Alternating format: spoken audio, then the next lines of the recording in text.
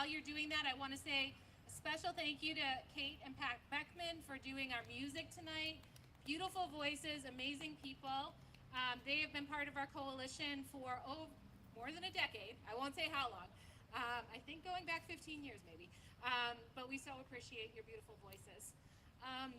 We are so excited to have you here tonight. My name is Erica Maillet. I'm the director of the Reading Coalition for Prevention and Support at the Reading Police Department. We are part of the Mystic Valley Public Health Coalition, which is 7 communities: Medford, Malden, Melrose, Wakefield, Stoneham, Winchester. And together we do this work to bring awareness to not just substance misuse, but also suicide, which can often be comorbid with addiction. Tonight, we're just going to do a few speaking pieces. We have a beautiful poem reading by one of our young people. We have a guest speaker, Barry Bryan, who I'll tell you more about. But I want to say a few words before we get started. In 2024, within the Commonwealth of Massachusetts, 3,692 people died due to complications from substance misuse. The leading cause of substance misuse death was alcohol, followed by opioids and then stimulants. I think it's important to point out the impact of alcohol, not just on our community, but across the Commonwealth of Massachusetts. It is important when we think about prevention, when we work with young people, because it's often the first substance that they become attached to. The other piece we're seeing is that stimulant deaths are starting to go up. And so we need to keep an eye on the fact that we have people using multiple substances, and the ability to counteract those effects gets a little more complicated medically. So you'll hear a couple projects that will address that as we go forward tonight. 94 of the deaths in 2024 were people that lived in our region, one of the 7 communities of the Mystic Valley. As a regional coalition, we've worked together for the last decade to find common ground, generate an active response to the issue, and to turn the tide towards hope. I want to say a special thank you to my colleagues across the Mystic Valley. We work together as a coalition. We also want to say thank you to the Medford Mayor, Brianna Luongo, who's here tonight representing Medford. I want to say thank you to Dot Butler, Maureen Busby, and all my colleagues across the Mystic Valley, as well as Barry, who will be speaking. We have amazing prevention professionals that are doing this work. Prevention is a long game. It's a marathon, not a sprint. And there are some days where you feel like you're not really making an impact. But we keep the prevention work going, because one of the pieces that families who've lost someone has told us is that we want you to try to prevent less loss moving forward. And so we take the prevention work very seriously. I want to introduce our town manager, who has been an amazing supporter of our work at the coalition. We are very lucky to have such a thoughtful and deep thinking town manager. He is really careful in looking at the big picture that involves not just our law enforcement work, but the proactive prevention that we do. So I'm going to have Matt come up and talk a little bit about our Reading Poetry Prize. So I'll hand it over to Matt.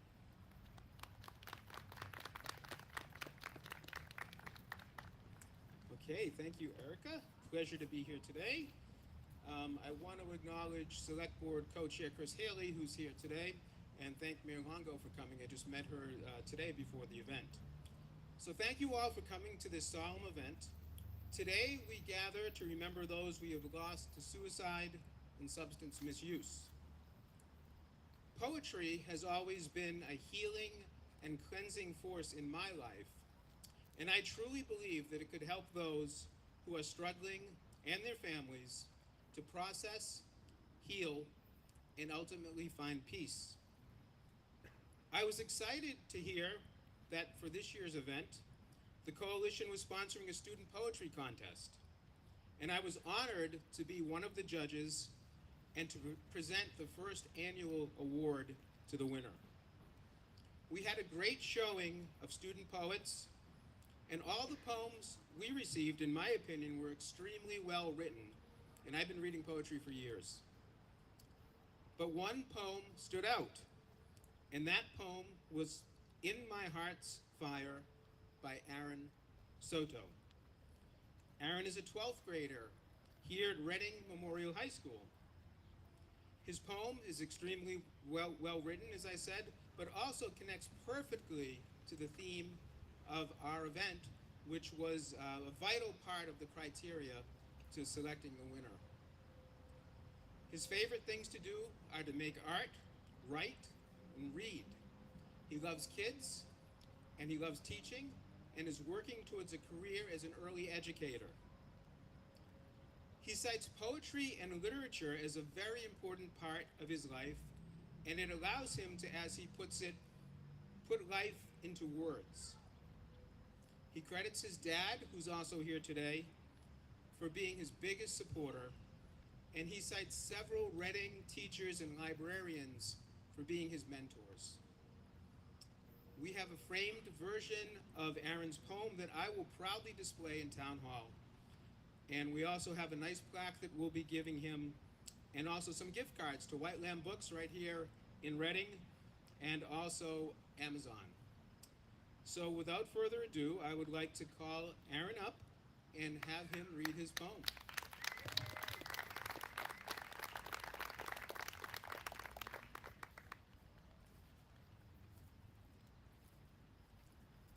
Thank you so much. So I wanted to say a couple things about this because this topic is so deeply important to me. I struggled with a 5-year addiction to self-harm when I was very much younger. And this poem and this topic in general is so important to shed light upon. And we have lost so many people to things that could have been prevented if they had a strong community. So this poem is deeply about community. And I guess when I'm reading this, just think a little bit about the fire in your heart and how you can share that with other people. My tunnel was dark. As I walked, my tunnel got darker and darker. My hands got colder and cracked. I carried in my heart a hole for a little fire to sit, mine almost extinguished, wispy, barely there if not for a whisper of smoke. It was too dark. Without darkness, though, how can you see the spark? When I called out for help, someone came. Someone lit my fire for me. Someone joined me with a pat on the back and a tissue for kindling. 3 years of gentle fire, nursing the flame until I could warm my hands. 3 years as people I once rejected grew closer to me. My fire warmed us all. I wasn't alone. I wasn't alone. My fire spread through the hearts of those around me. We lit the hearts of those in the tunnel. For the next person, and the next, then the next. Some lived their lives engulfed in warm flames. Some lived their whole lives without the flicker of light. The fire in your heart is meant to be shared, to be passed from heart to heart, to warm the cracked fingers of those who've gone too long without the smoky kiss of sparks. I'm not alone, and neither are you. Thank you so much.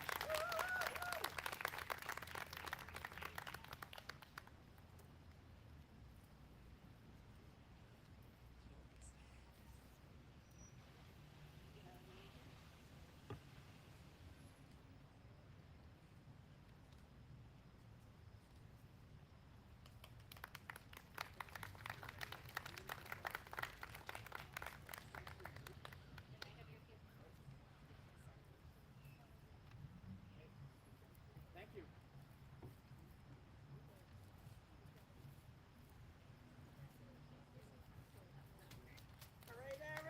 Thank you, Aaron. That was beautiful. Takes a lot of guts to get up here and do a reading like that. To have that composure at 18, I am very much in admiration. Next, we have our guest speaker. So I want to tell you a little bit about Barry, one of our colleagues in the Mystic Valley Public Health Coalition and one of the amazing people that works out of Winchester. Barry is truly a force. She is a mother, an advocate, and a woman in long-term recovery. For over a decade, she's been a dedicated member and now board member of Learn to Cope, supporting families affected by addiction. Her experience navigating her son's 10-year struggle with substance use fuels her passion for helping others. She serves as a recovery coach and consultant for the town of Winchester, using opioid settlement funds to design support programs for individuals and families. She offers one-on-one coaching, education, and resources, always with compassion and a commitment to reducing stigma. She serves as the regional recovery facilitator for the Mystic Valley Public Health Coalition, bringing together key stakeholders working to promote not just connection, but recovery support. She also sits on the advisory board of the Women's Lunch Place, mentoring leaders and advocating for the unhoused and at-risk women. With a background in leadership roles in tech and biotech, she now channels her strategic skills into driving change in the recovery space, bringing authenticity, insight, and unwavering hope to every role she takes on. And she's a busy gal. So we're really lucky to have her here tonight. So I want you to welcome Barry Bryan to the podium.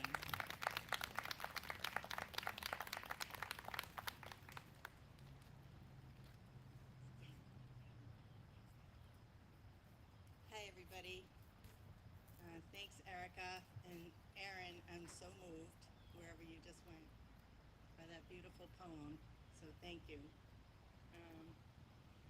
God, after that intro, I said to my friend, I've been box breathing for about a half an hour. So I was thinking about, this is the ripple effect, and I was thinking about really my story. You know, it was a story of many ripples. And I wasn't planning to start this way, but I think I'm going to tell you that probably about 5 or 6 years ago, I made a deal with God. And I told God that if He would send the right people into my son's life and help him recover from addiction, that I would help anybody that He put in my path. And so far, He's holding up His end of the deal, and so am I. So far. So I grew up in an alcoholic home, and alcoholism and addiction are a family disease, for anybody who doesn't already know that. And so when I think of the ripple effect, you know, when I was young, I had no idea really that it was alcoholism and how it was affecting me. I just thought that was the way it was. And I was the oldest daughter of 3 children, and I had I drew the unavoidable conclusion that I was responsible for everybody. I had to take control. Somebody had to at a very young age. And basically what happened from there is I applied that lens of thinking I had to control everybody and everyone to everything I did for a long time. So it was my dad. Both of my parents are alcoholic, but my dad's alcoholism, you know, really had a lot of an impact on my formative years, I guess you'd call them. And into my teen years, I started drinking.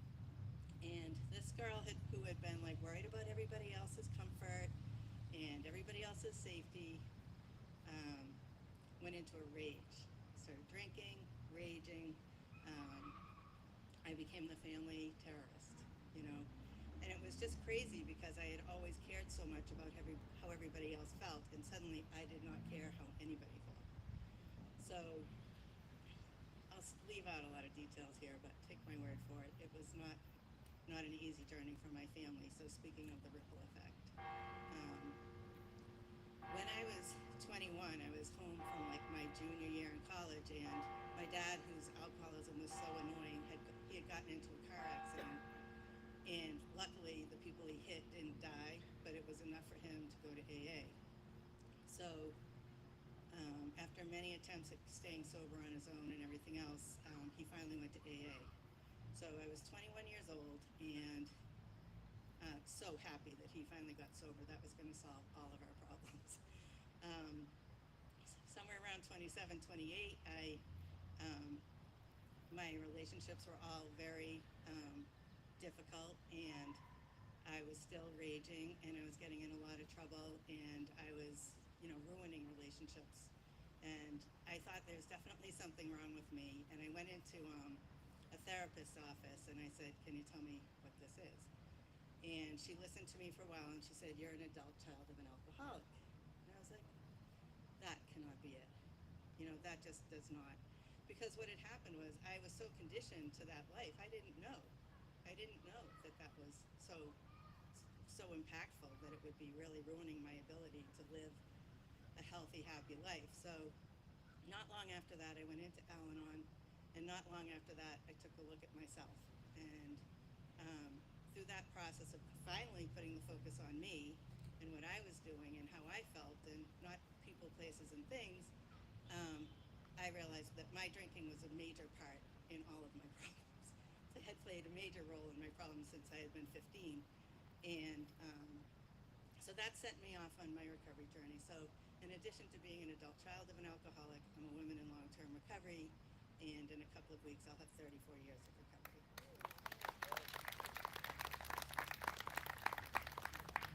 So I think it's kind of important to point out right there from a ripple effect perspective that my dad started catching on to what was going on with me and was very, very loving and gentle when he'd pick me up in Boston when I couldn't find my car or in worse places. And he'd say, hey, why don't you come to a meeting with me this Sunday? I could use your support. So I got a flavor for AA, and after being in Al-Anon for a while and having a bunch of jackpots myself, I really identified with what was going on in there, and began my recovery journey. So, you know, not to fast forward too fast, I got married, I had a couple of kids, and then I got divorced. And I had married a guy who also grew up in an alcoholic family, and it was a very, very toxic marriage and relationship, and we brought 2 kids in the world. Now, while I was in early recovery, I was by no means, you know, in good shape, and he was not either. And so, life went on, and when my son was about 14 years old, he started using, you know, pot and drinking in high school, and junior high, and then in high school. And we thought the problem would be private school, so we sent him away, and he just went and got with more kids with more money and more drugs. And so that kind of began his journey. And so, you know, I'm hoping that there's the ripple effect of my recovery on his life. Like, I hope that, you know, I'm a power of example for him. I know I've been able to stand by him and walk next to him, sometimes dragging, sometimes pushing. But I know that, like, he grew up in a family, my dad, myself, I ended up with a sister. You know, I have so much recovery in my family that I know it's in there somewhere. And, you know, he's had some success on his journey, and he's in treatment right now. And I just believe, like, the ripple effect is, like, you know, the effects are fearful, anxious, confused. Like, when it's happening to you, I'm in a blackout half the time, you know, as a mom. Like, I just have to, like, shut down all thoughts and feelings. But then there's also opportunities. I think Erica mentioned I've been in Learn to Cope. I'm watching my timer here. I don't think it works. So anyways, I'm going to wrap it up soon. But I've been in Learn to Cope for the last 10 years, and I became a really active member there. And I started recovering from the family disease of addiction in that place. So sort of layered on top of Al-Anon, it's been a really, really helpful tool for me. And it's really helped me learn a lot about, you know, how to be a better mother to somebody who struggles with addiction, and to not enable all the time, and to have some boundaries, and to hopefully, like, allow him to find his path, and to believe. You know, for me, I just believe he does have his own higher power, and I 95% of the time trust that he's in the hands of his own higher power. And a lot of really good people, some of whom are here, have helped him along the way. So I think that's what I want to say about the ripple effect. It goes through the whole family, and just as much as the addiction and the alcoholism has an impact, so does the recovery and the healing. So thank you.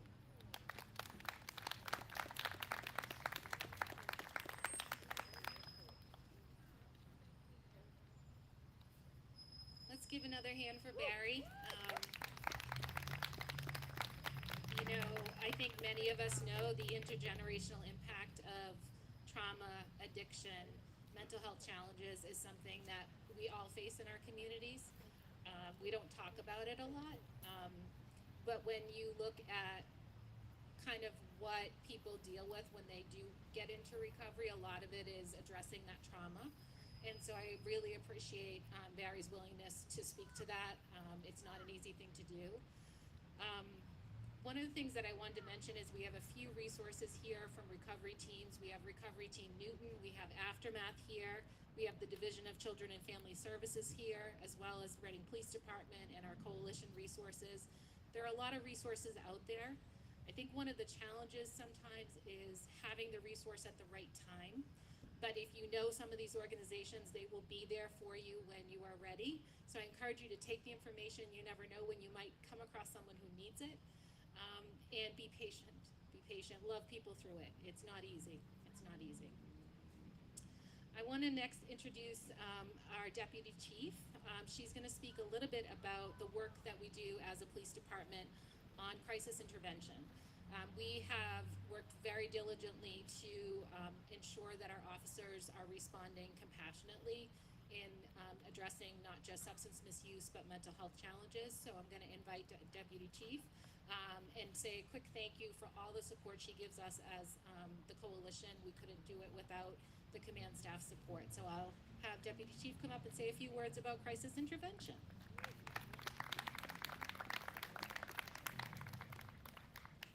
Thank you, Erica, and this is a chance that we don't get many often, but I want to thank you, Erica, so much for the work you do under the umbrella of the police department, but you're an entire entity. You, Justina, and Tanya, who, if you don't know, was out injured because of her dedication to us and the children. She was skipping with our kids and hurt herself, but our coalition is so dedicated to this entire community, youth, to seniors. They do everything for us. So I just want to thank you, Erica and Justina, for all the work you do.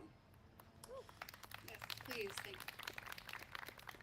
And thank you to everyone tonight who has joined us this evening as we are here to remember profound loss, but also remember the light that each one of these stories has in front of us.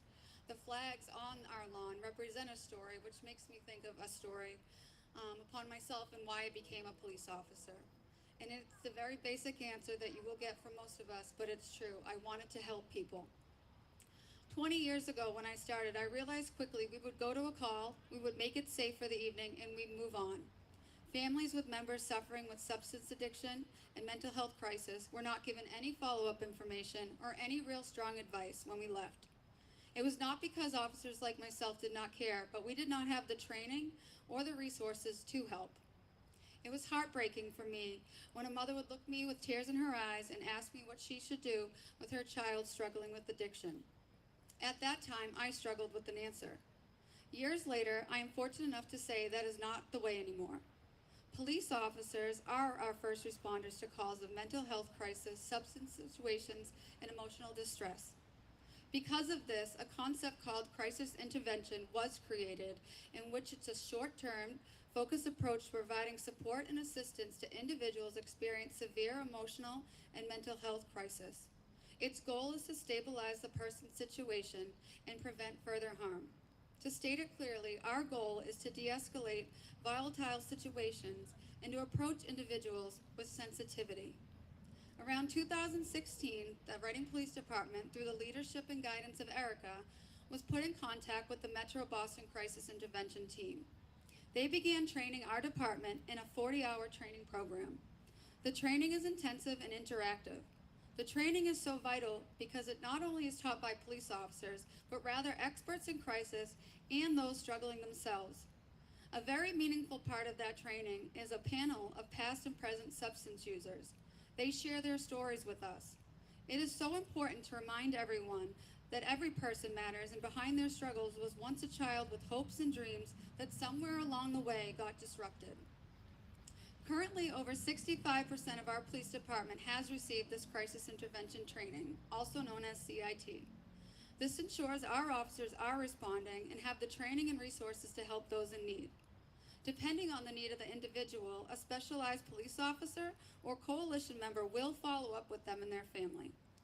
We have a CIT steering committee, which is made up of our coalition staff, Lieutenant Detective Richard Abadi, Lieutenant Chris Jones, our community service officer, Daylon Pearson, and also we have much help with our school resource officers, Matt Vatcher, Mike Davis, and Brian Lewis is always there to help as well. Our committee reviews all recent cases where individuals are facing a crisis. We know we cannot solve everything alone. The committee has many resources and partnerships to help those in need. Many people may not think communities like Reading has its fair share of families that struggle with crisis, but we do. To put it into perspective, last year our officers and firefighters responded to 406 calls related to mental health, to which 70 of those involved suicidal thoughts, attempts, or threats. To all of you here that has lost someone to an addiction or self-harm, I am extremely sorry for your loss. We recognize the weight of this tragedy. I hope that you know you are not alone and we are always here for you. What I can promise as a police chief is that we will offer to those in Reading struggling, as our town wants to help you and your family. We will continue this incredible crisis intervention training, and I also commit to you we only hire police officers that believe in treating everybody with respect and de-escalating every call possible. We commit ourselves to the fight against addiction and the epidemic of suicide. Most importantly, we commit ourselves to remembering we've lost and honoring their lives to carry the memory forward in events like this evening. So thank you, Erica.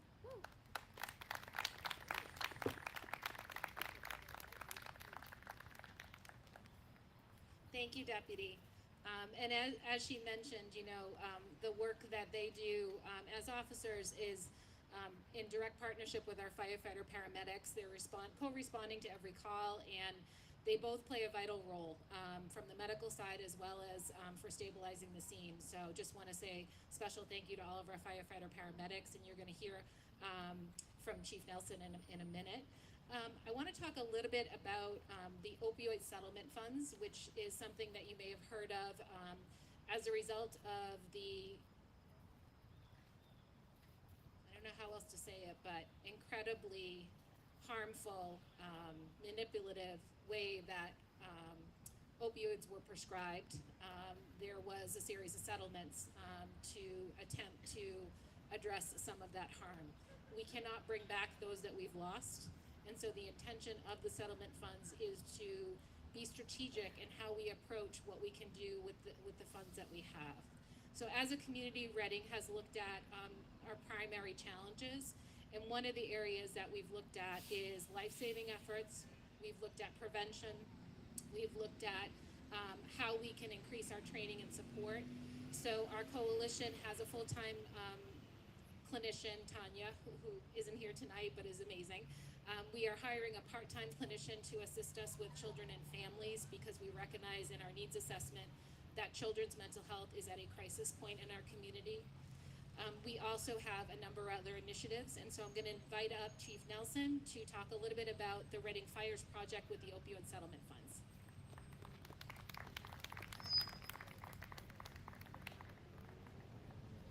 Thank you. For those I haven't met, I'm Rick Nelson. I'm the fire chief here in town, and I appreciate the opportunity to speak today. The work that the Reading Coalition does is critical, and I love the simplicity of the name of the department. It states the mission clearly. The Coalition for Prevention and Support. Prevention is important. In my world, we respond to many different emergencies, and we train and we practice. We want to be as efficient as possible. Our job is to help people, and we love doing it. But it's better to not need us at all. That's the truth. It's better to be preventing the incident before it happens. A quiet day for us is a good day for the community. But sometimes there are problems, and sometimes the reality is that people are sick for various reasons, and they need our help. In 2024, about 11% of our medical-related calls were related to either a mental health emergency or substance abuse. Often these emergencies are related to the use of opioids, such as heroin. And for those that don't know, these drugs are insidious. They interact with the body, and they shut down the breathing stimulation within the body. And as you're all aware, without breathing, that's not going to have a good day. So my paramedics, the first thing they need to do is stabilize that breathing. And to do that, they will do a procedure called intubation. You've probably seen that in different places where they place a tube in the patient's throat. Now, there's many challenges to get this done. The person's size, the anatomy, the disease process, all of these things are very complicating factors. And our goal is 100% of the time to get the tube placed the first time. Now, with all of these difficulties, that's not a real number yet. In 2024, our number was a lot lower than we were happy with, and it was 35%, which is very, very, very low. So we did a lot of training, and I'm happy to report we've doubled that number at 70%. It'd be hard to get to 100% strictly with training, though, because again, the anatomy of the person gives us challenges. So when the coalition reached out and said, what can we do to help support you?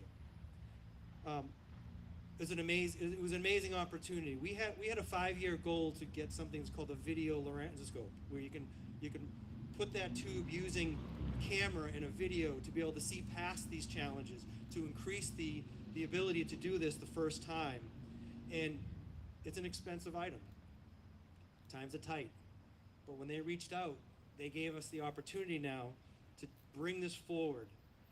And you know, this tool itself, studies have shown that it can raise it to 90 to 100% by using this tool as far as a success rate. So we're really, really excited about this opportunity. We anticipate this being delivered to us in the next couple months, and it will be in service very rapidly after that. And I'm excited about the opportunity to give this tool to my paramedics so they can have a high success rate and increase the outcomes and the successful healing of these people that are sick and need our help and are in crisis.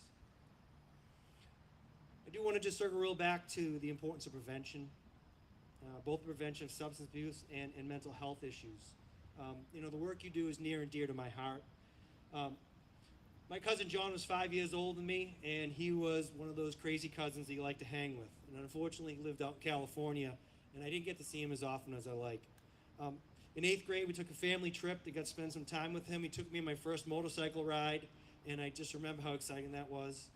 He was kind of nuts. He had this skateboard hanging in his room with this painting of a person with their mouth wide open. And I think my stomach still hurts to this day, because when he held it up and he made the same facial expression, it was him on that skateboard. And it was an amazing memory to have with him. Unfortunately, that was the last time I saw John. A few years later, at age 24, after battling depression and a few other issues, he took his own life. So the work that you do, the work that this coalition does, is absolutely amazing. I wonder sometimes if he had had the support that you guys give, he'd still be riding his motorcycle. And I want to say thank you for the work you do to help people like John. Thank you for supporting my department's mission to support these people in critical needs in these medical situations. And thank you all for the opportunity for speaking today.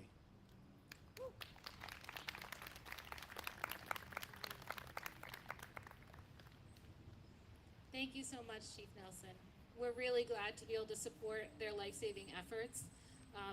In thinking about which project would be helpful for them, we talked a lot about the challenges that come with opioid use.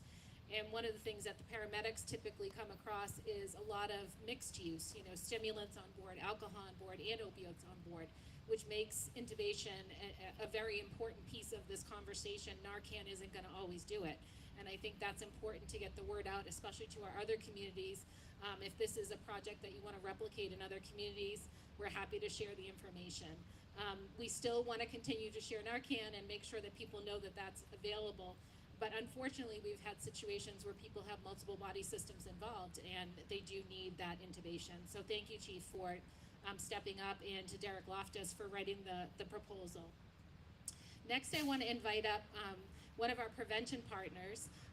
One of the goals of the opioid settlement is to really invest in our young people.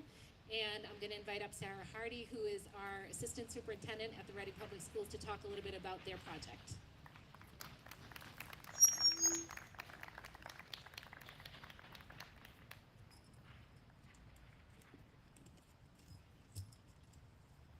Good evening, everyone. It's truly an honor and a privilege to be here with all of you this evening at this remembrance event. It was wonderful to hear the poetry from one of our Reading students, Aaron.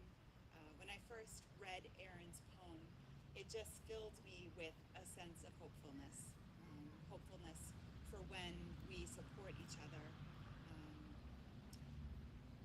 It speaks to the fact that recovery and healing are possible when we collaborate and lean on one another. And to me, as an educator, that's one of the things that is most hopeful to me about this work, because when we learn and grow together, we really can make a difference.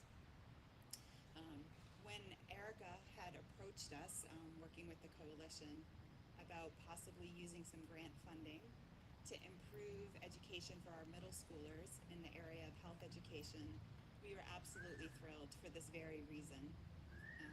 And so working together and co-funding a position, we were able to take what was a part-time position in one of our middle schools, make it a full-time position across both of our middle schools, adding consistency and increasing the amount of health lessons that our middle schoolers receive. And we really do believe that that age is such a vulnerable age for our young folks as they're growing up, and that access to and understanding of health education can make a difference in the long-term functioning for them. The new position allows us to strengthen our health literacy at the middle school level, and of course to increase our instruction on prevention. But alongside that, and just as important, are the skills and strategies that we're able to teach our students when it comes to managing stress, building supportive and healthy relationships, knowing when and where to get help when they need it, and just having a safe place to ask the questions that they have as they grow up. These are the lifelong skills we really want our kids to leave Reading Public Schools with, so that we can support them not only as middle schoolers, but that they can have lifelong success and hope. I'm really we're deeply grateful to the Coalition for this partnership. Together, we're not just supporting our kids while they're in Reading, but really equipping them to lead healthy lives going forward. I'm also grateful to each of you for being here tonight for this remembrance. It's an honor to be here with you, and it really does show me that people here want to keep the spirit of hope alive in Reading. So thank you.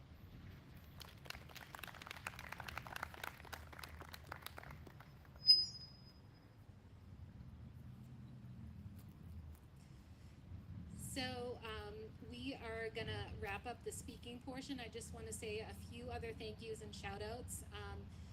In a few minutes, you'll get a chance to do some visiting. I encourage you to visit each of the exhibits. We have stories here submitted by families of their loved ones.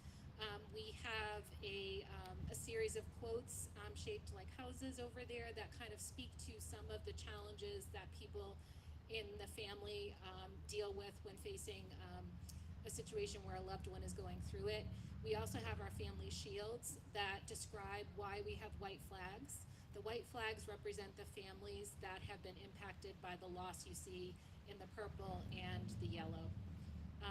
In the last 10 years, we've had 1,200 losses in the Mystic Valley in our 7 communities. So each one of those is not just a statistic, it's someone's loved one, it's someone's daughter, it's someone's mother, it's someone's brother, it's someone's grandfather.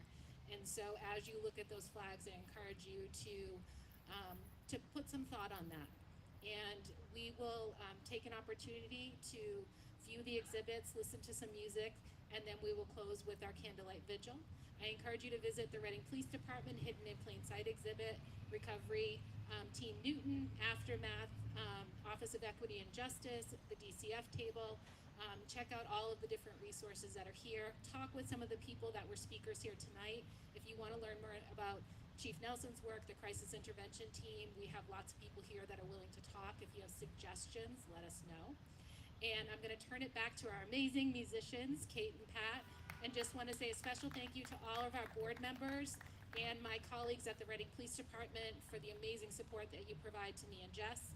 And if you got a little purple invite to this event, my lovely colleague put together hundreds of handwritten invites to this event, as well as doing lots of promotion to try to make sure that people knew about this event and were able to come tonight.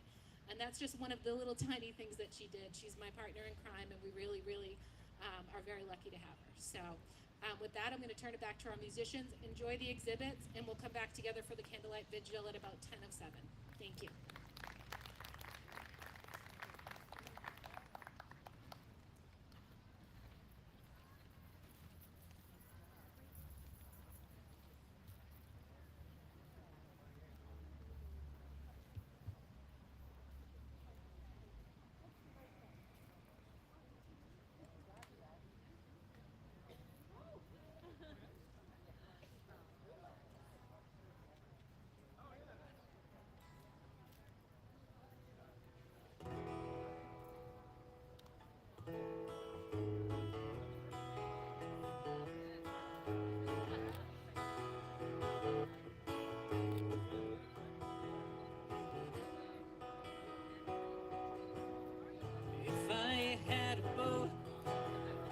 go out on the ocean. If I had a pony, I'd ride it on my boat. We could all together go out on the ocean. Me upon my pony on my boat, out on the sea.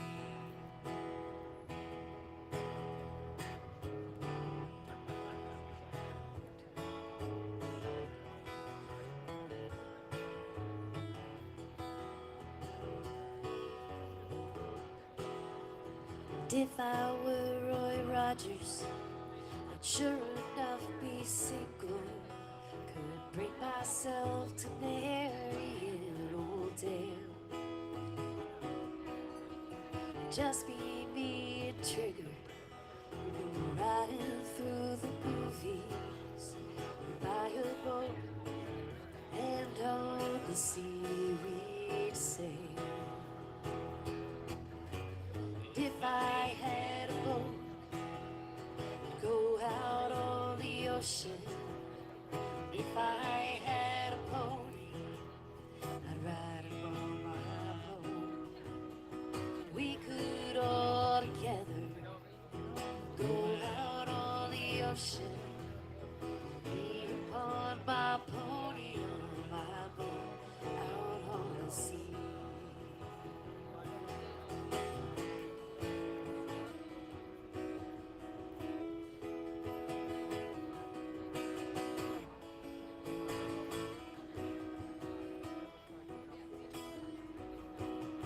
If I were like lightning,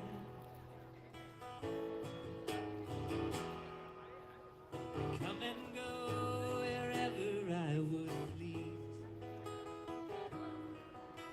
I'd scare them by the lamppost, and I'd scare them by the street light. I would not scare my pony on my boat, out on the sea.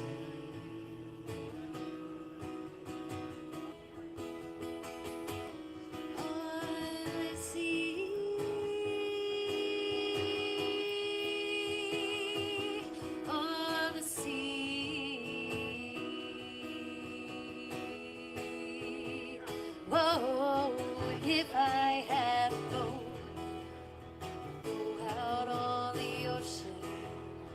If I had a pony, I'd ride it on my boat. We could all together go out on the ocean. Me upon my pony on my boat, out on the sea. Me upon my pony on my boat, Out on the sea.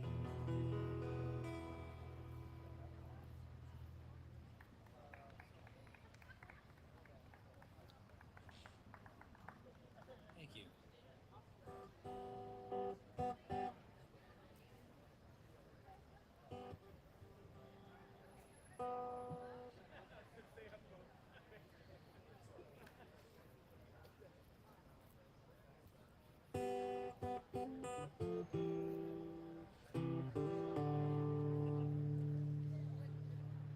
I'm sitting in the railway station, got a ticket for my destination.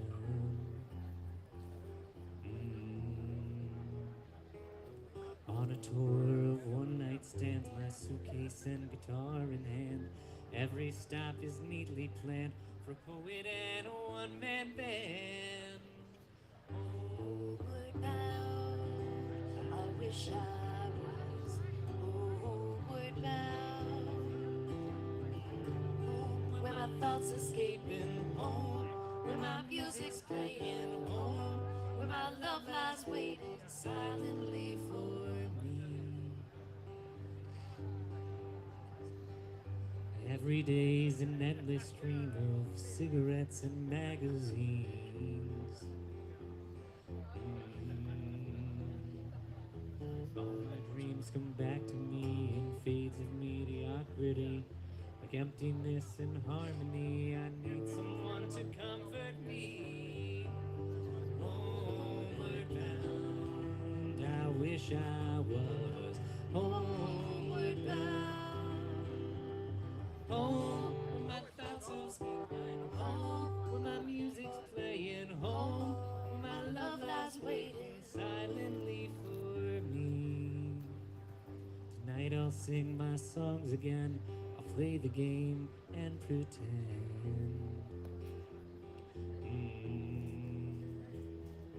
All my words come back to me in shades of mediocrity, like emptiness and harmony. I need someone to comfort me. Homeward bound, I wish I was homeward bound. Home where my thoughts escaping, home where my music's playing, home where my love lies waiting silently for me, silently for